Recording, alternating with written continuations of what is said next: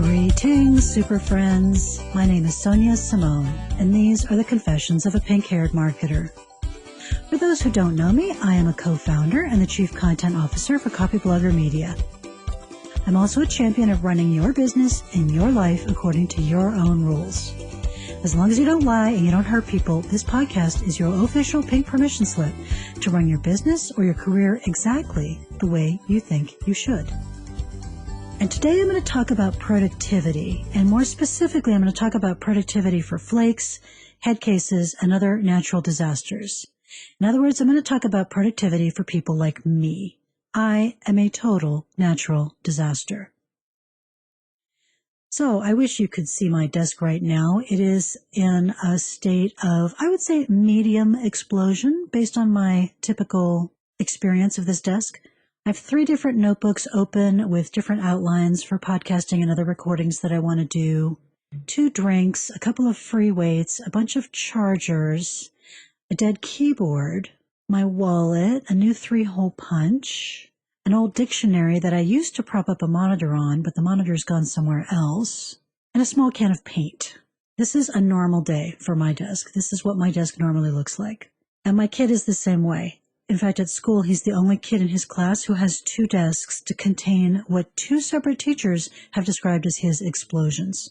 I've always been this way, and I know I'm not alone. I'm not naturally particularly focused. I have a lot of shiny object syndrome. I suck at doing things that bore me, and that tends to translate pretty readily into not being great about getting the things done that I already know how to do, which means I'm constantly in a state of stress. And at the same time, left to my own devices, I would pretty much eat pie and play Minecraft with my 9-year-old all day, every day. But somehow I own a business. I'm the primary breadwinner in my family. I have been since my son was born. I have employees. I have a family. I work out at least 6 days a week. I meditate every day. I write every day. I have a weekly podcast. So somehow I managed to figure out how to be a grown-up. But I had to learn it all. None of it came naturally to me. And I think we all know people who are naturally productive, these kind of people who have awesome control of their to-do lists, who get it all done, and wonder why other people waste so much time.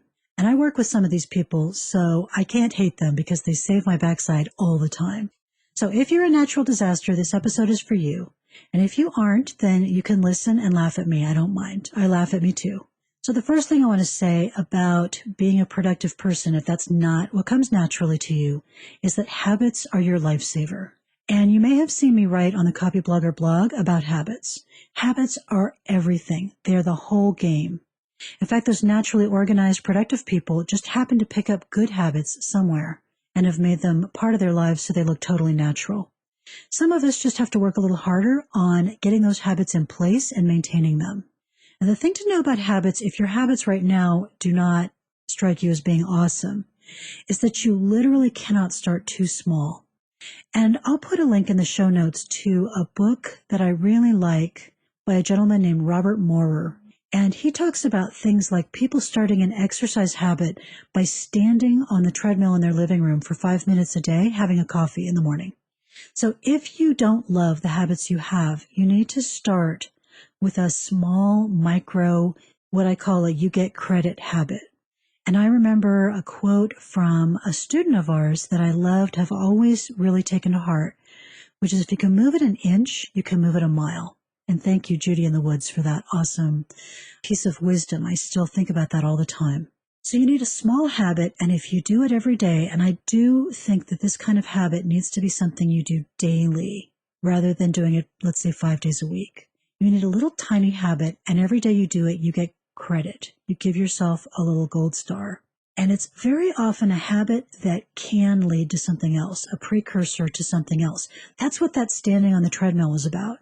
If you get into the habit of going over there to that treadmill and actually standing on it, then it's not that hard. You don't have to overcome as much inertia to turn the thing on and walk slowly for a minute.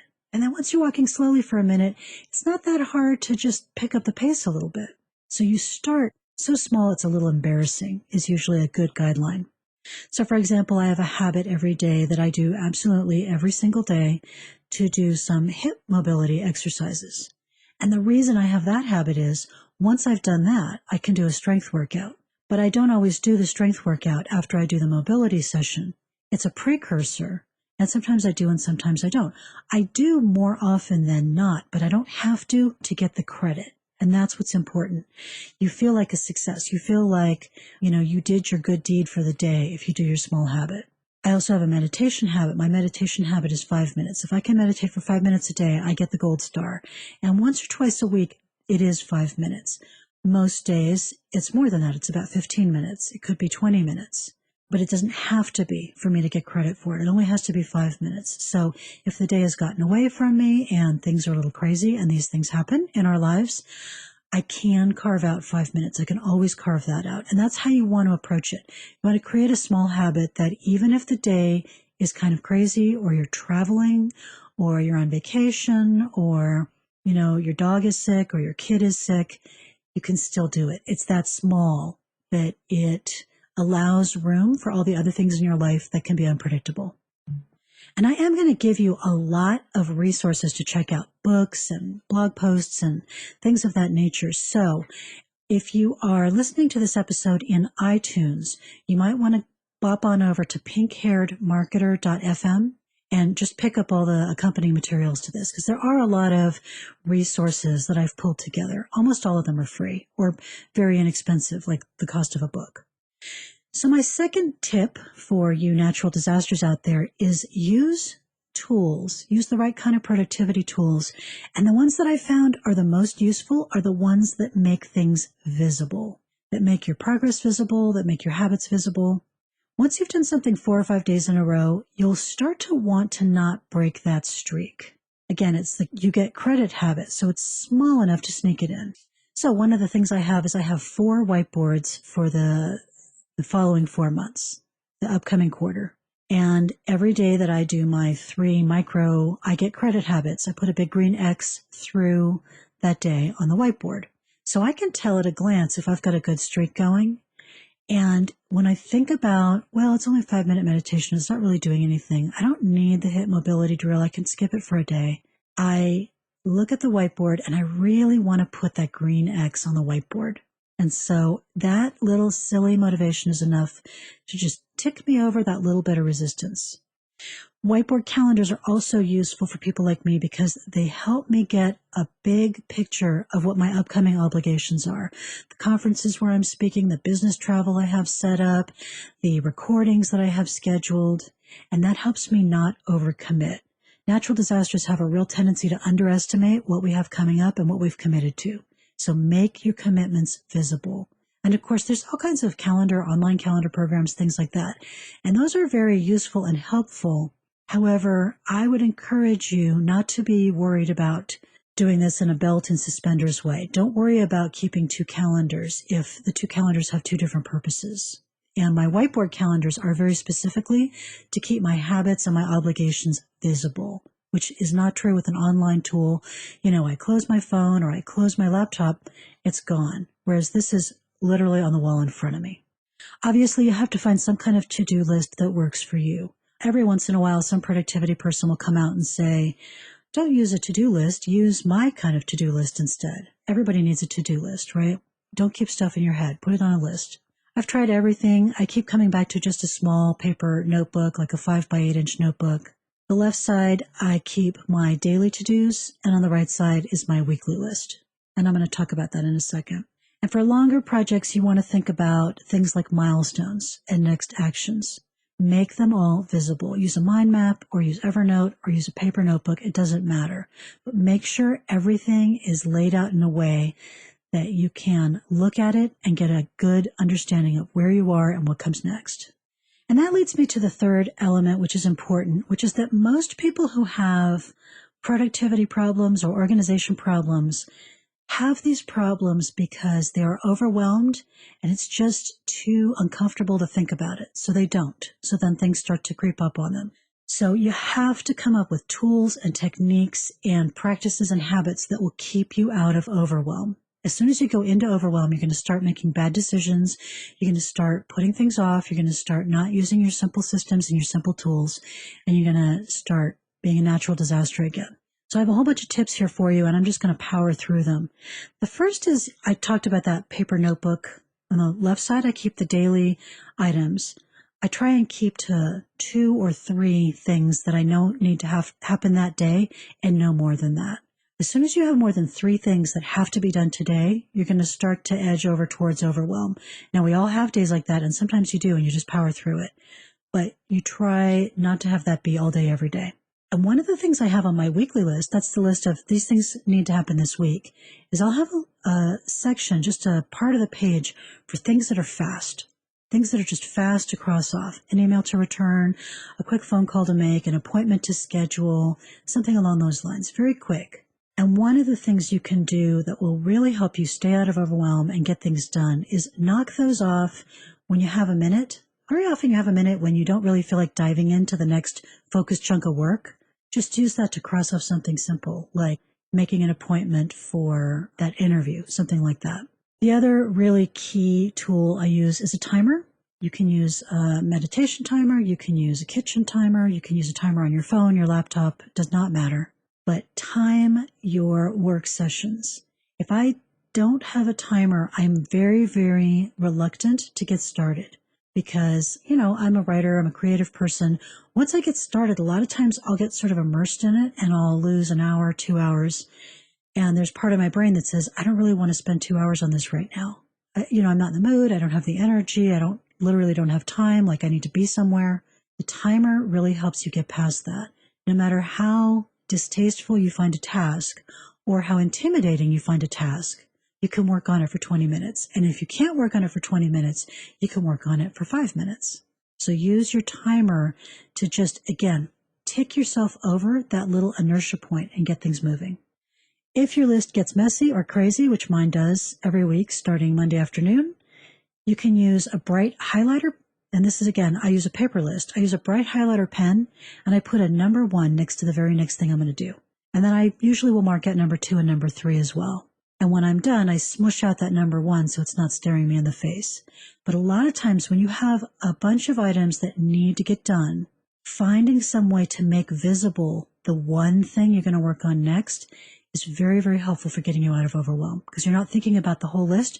You're just thinking about, okay, I need to do that task. And I'll need to work on it for 20 minutes. And I'll just keep doing it in 20-minute chunks until it's finished. Again, if you're stressed and things are bananas, I like to go to a single Post-it for that one next thing or the next 3 things max. A small Post-it, not one of those big Post-its you put on the wall, not an 8.5 by 11 Post-it, like a little tiny one, like a 2-inch square Post-it. Write the next thing you're going to do, put it somewhere you can see it, close your to-do list, close all the things that are reminding you of how many obligations you have, and just keep the Post-it in front of you until the thing is done.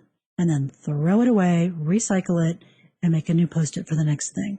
Again, it's about paring down your focus so that instead of focusing on the whole thing and getting freaked out, you're focusing on one thing that you're going to do next. It's really better to do one thing properly than it is to just sort of halfway sort of do 10 things.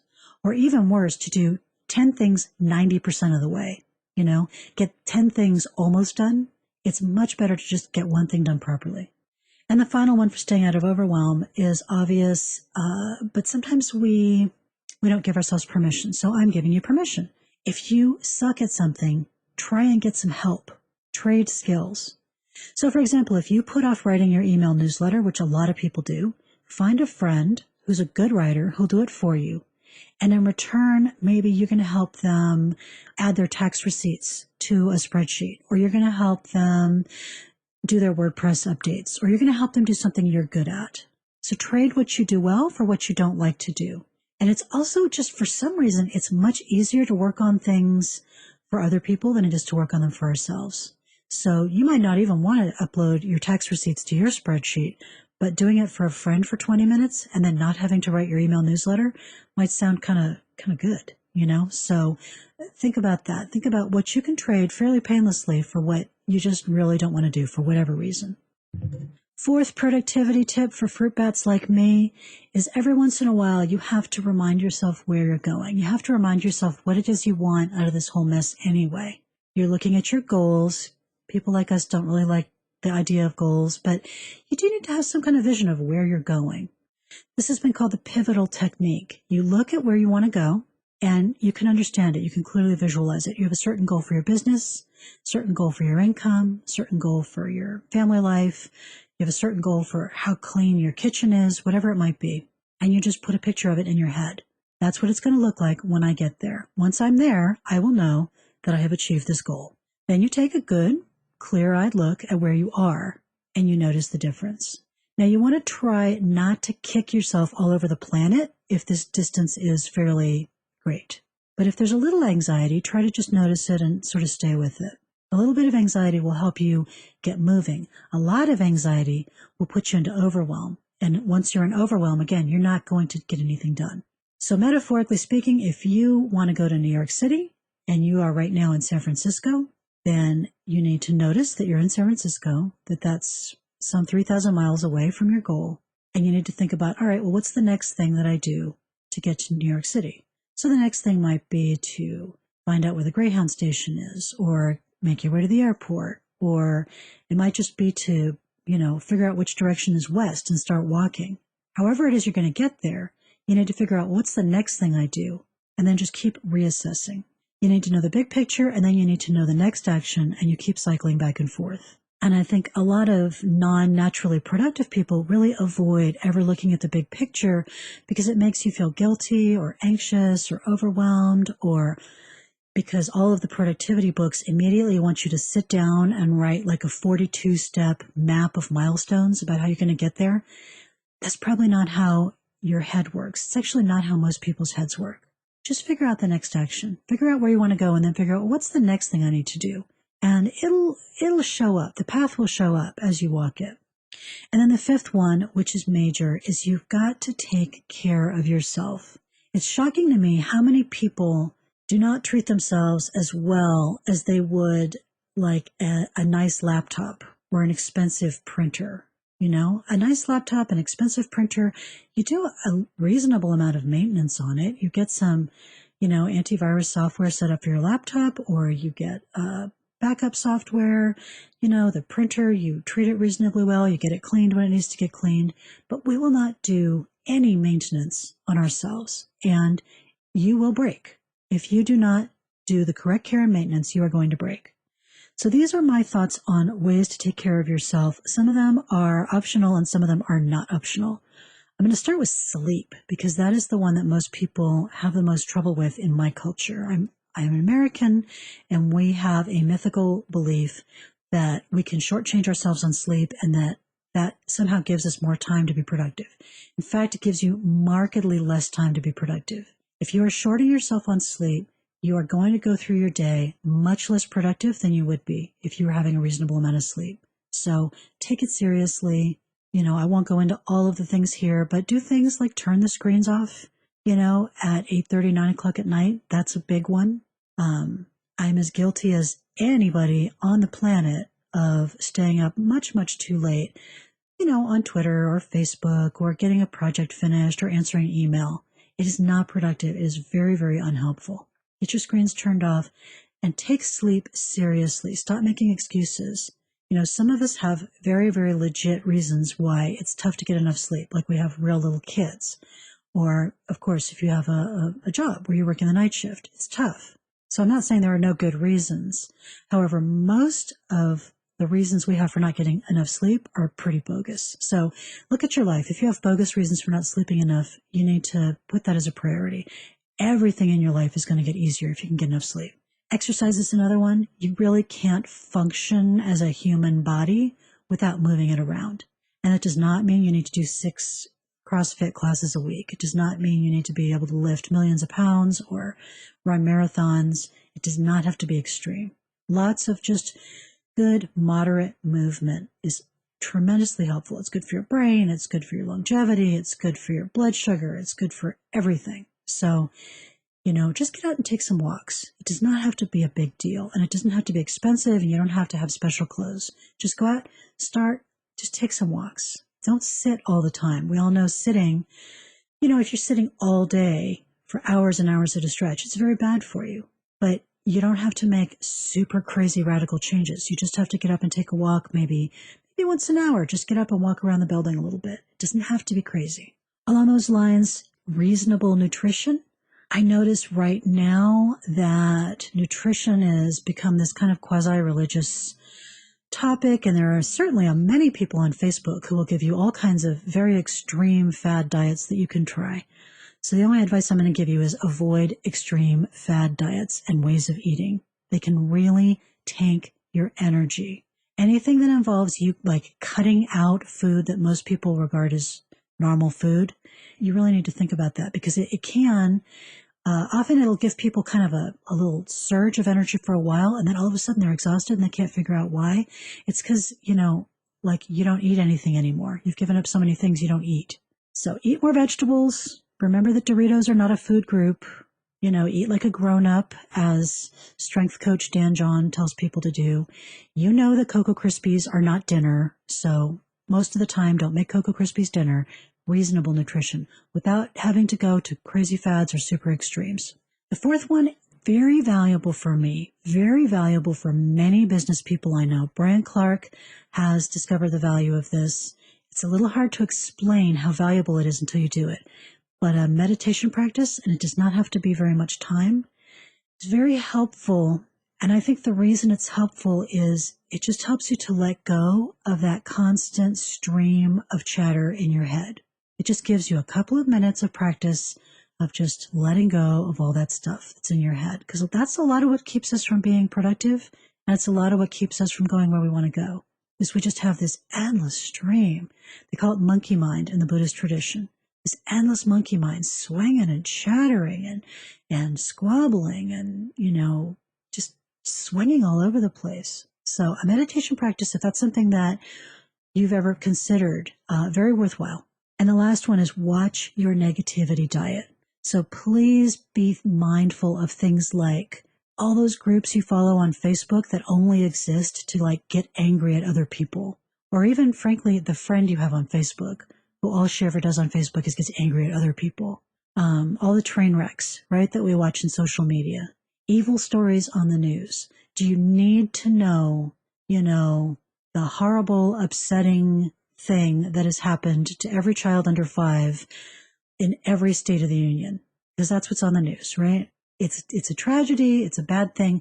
It's not necessarily something that needs to be in my evening news. In evening news, the mantra for news organizations for many years has been, if it bleeds, it leads. They know that negativity attracts your attention. It certainly does, but it's not good for you. So really think about, if you have a regular source of negativity, a news source, a news blog that you read, anything along those lines, think about, could you give it up? It will really free up a lot of energy. And you want to manage the Eeyores in your life as well. And we all have them. We all have those people who they just go through life spreading gloom, spreading rain and grayness and sadness. And I'm not saying, if somebody in your life is depressed, cut them out. That's not what I would ever say. But do be mindful of the people. And very often they're people you're not actually particularly close to. They're not close friends. They're not your family. It's just somebody in your life who likes to complain. And that person will complain and complain and complain until you walk away. Consider walking away a little earlier. You'll give yourself a lot of extra time by not listening to that person's endless litanies. So that's it. That's 5 ideas on productivity for train wrecks and natural disasters. I would give you more, but I really don't want to overwhelm you. So focus on those.